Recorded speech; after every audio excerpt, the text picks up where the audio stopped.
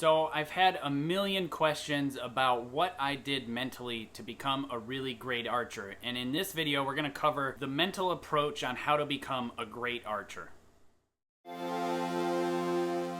You're watching the Jay Kaminsky YouTube channel.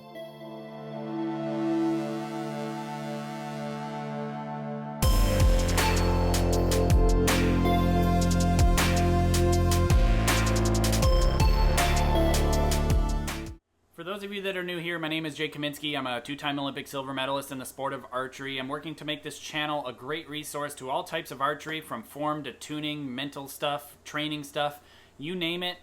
Producing a lot of content to help make you a better archer. So if you haven't by now, hit that subscription button and the notification bell so that way you're notified every time I upload a new video. I'm pumping out a lot of content lately and you don't want to miss out on what's coming out. So essentially in this video, what I'm going to cover is just a great way and great steps you can make mentally to make yourself a better archer and how to be a great archer. Now, this applies to all levels. Everybody has different goals as far as where and how successful they want to be and on what stage they want to be successful on. So really what makes a difference in archery, because you've heard it everywhere, archery is 90% mental, right? But nobody talks about it. So I'm deciding that now is time to really delve into the mental aspects of archery. So the first thing that absolutely has to happen is you have to develop a plan, or at least have goals. Now these goals or the plan that you have to develop is something that you have to be able to stick to. It cannot be unreasonable.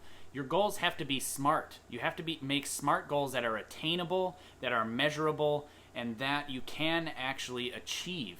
If you don't make those type of goals, then how do you know if you are achieving them? And if you're setting the bar so high and so fast and you can't achieve it, then you're failing, and you don't want to ingrain failing into your subconscious. You really want to be able to mark off and say, yes, I've achieved this, I've achieved this, I've achieved this, and make steps. You can have intermediate goals, you can have short-term goals, you can have long-term goals, you can have very different amounts of goals to help make you a better archer. But like I said, they have to be attainable, they have to be measurable, and you have to be able to say whether or not you've achieved them at some point in time. Now, with developing a plan, you have to stick to your plan. You can't deviate from it once you've developed it. You can revise your plan if it's not working from you, but don't quit. Don't give up. This is super important to consistency, and it really requires dedication. And if you can be a dedicated person and a strong-minded individual, you can be a good archer. So, along with a plan, you have to stick to it. Now, along those type of plans, you got to do what others won't, all right? So when I'm talking about do what others won't, that could be anything from form to tuning, equipment, nutrition, your mental plan, your visualization schedule, your training. How do you actually train for the sport or practice, whatever you want to call it? Do the things that others won't do. If you haven't yet, go shoot out in the rain when it's raining, because you have to be comfortable with when it is raining, and you have to know how to adjust to make yourself a good archer while it's raining, because everybody else has to deal with rain, and if you're not accustomed to shooting in the rain, you're going to falter more than the guy who is. So a really great start on how to approach the mental game is something that I was taught, luckily, very early on once I moved out to the Olympic Training Center. I was fortunate enough to work firsthand with Lanny and Troy Bassam, who have this book that is called With Winning in Mind, and they developed the mental management system. So if you haven't yet read With Winning in Mind, I will recommend that book for you to check out. There's a link in the description below. That is an Amazon affiliate link, so when you click on that link and you buy that book, I do get a percentage of sales. It helps make this channel free for everyone at home. And also, I do get a kickback from any sort of Amazon purchase you make within 24 hours of clicking on that link. So thanks to those who click on those links, it does make a difference for this channel. Now, with Winning in Mind and Lanny and Troy Bassam's mental management system, they do something that is really interesting and was very impactful for me while I was shooting at the Olympic Training Center, while I was still developing as an archer and as a human. Essentially, what they do is they wrap it into an exact program that you can stick to. It's very easy to do once you implement it into your shooting. I'm going to give you a 30,000 foot overview on how that program actually works. Like I said, if you're interested in it, check out their book With Winning in Mind. They have an audio book as well as it's on CDs, I believe, as well, if you're interested in listening it in the car or something like that. But essentially, they talk about how there are 3 circles: your conscious brain, your subconscious, and your self-image. And they intertwine and intermingle like a circle diagram, but your performance will be as good as your smallest circle is big. So what does that mean? That means that if your self-image is really small and you're not used to shooting high scores, and you start shooting high scores in a competition, despite your conscious brain and your subconscious brain being able to shoot at high levels. Conscious means what you are doing as far as controlling yourself mentally. Subconscious is the amount of arrows or the training that you've put into your technique and how automated it is. But the self-image is how likely mentally you are to shoot high scores. If it is not like you to shoot high scores, you will not shoot high scores, and your self-image will bring you back down to ground zero.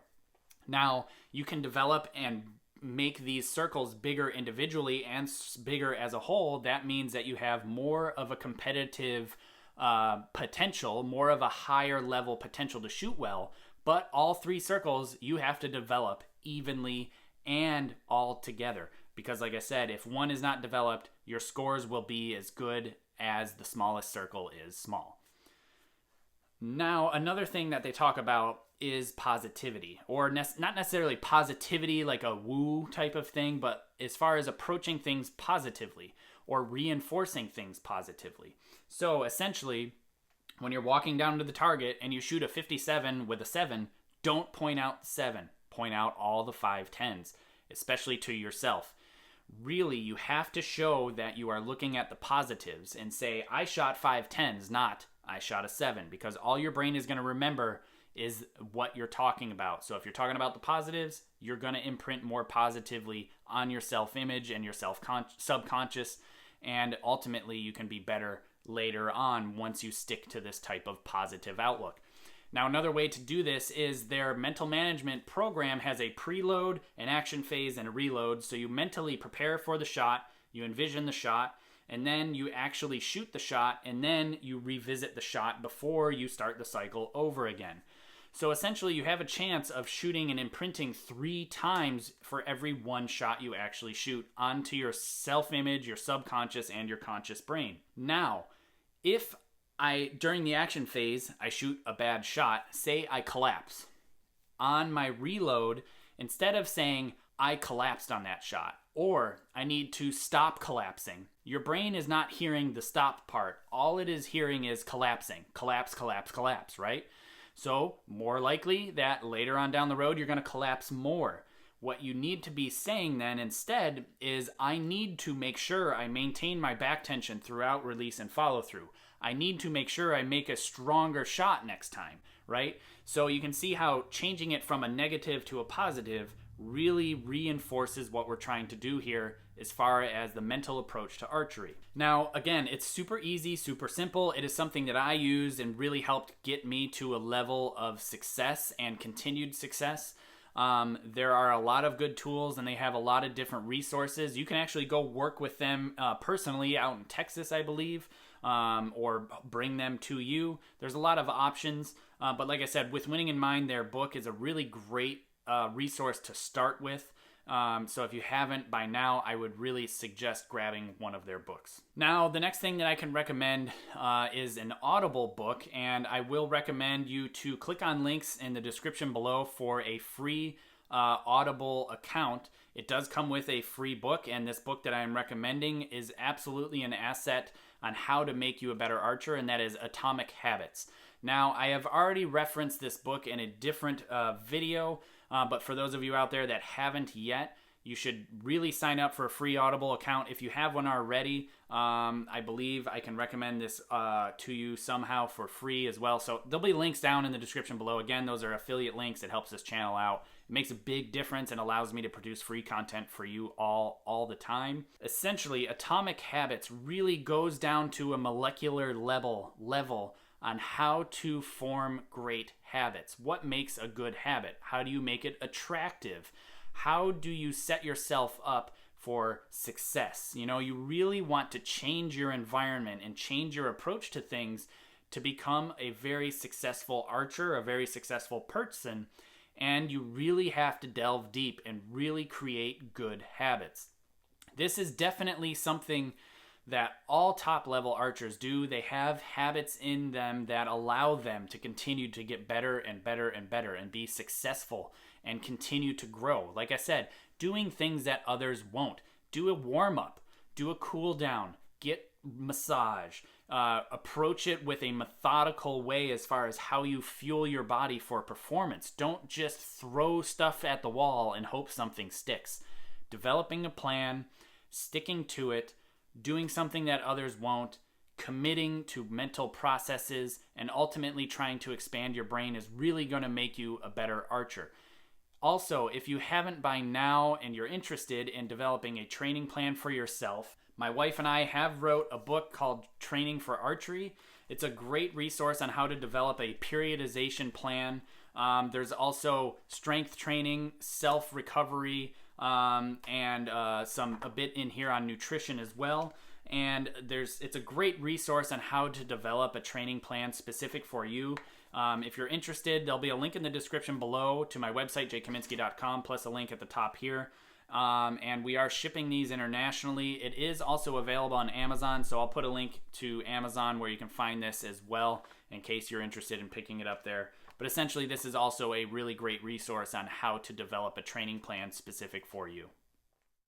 Thanks for watching, and thank you to my Patreon supporters. If you want to become a Patreon supporter or check out books, apparel, and some seminar info, head to jkaminsky.com.